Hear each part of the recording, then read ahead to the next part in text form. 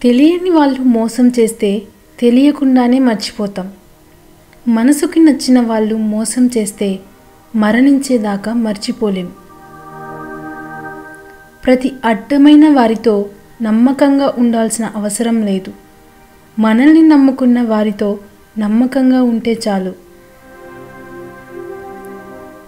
తెలివైన వాళ్ళని బలంతో కొట్టాలి, బలమైన వాళ్ళని తెలివితో కొట్టాలి. ఒక వ్యక్తిని త్వరగా అర్థం చేసుకోకపోయినా పర్వాలేదు, కానీ అతి త్వరగా అపార్థం మాత్రం చేసుకోవద్దు. పని చేసేటప్పుడు ఆలోచన పని మీదే ఉండాలి, ఫలితం మీద కాదు. ఎవరూ చూడట్లేదు అని తప్పు చేయకు, అందరూ చూస్తున్నారు అని అప్పు చేయకు. ఇవి రెండు సమాజంలో దాగనివి, మనిషి జీవితంలో రెండూ ప్రమాదమే. నిన్ను చులకనగా చూసే వారి నుండి, పరిష్కారం లేని గొడవల నుండి దూరంగా ఉండండి.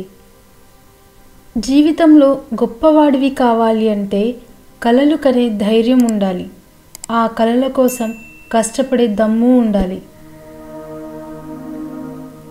స్వచ్ఛత లేని స్నేహాలకు, విలువ ఇవ్వని బంధాలకు, బాధ్యత లేని అనుబంధాలకు మౌనంగా దూరం అవ్వడమే మంచిది.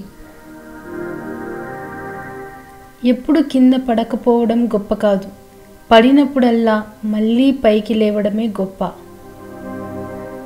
విలువైనది ఎప్పుడు ఆ విలువ తెలియని వారికే దొరుకుతుంది, అది వస్తువైనా బంధమైనా.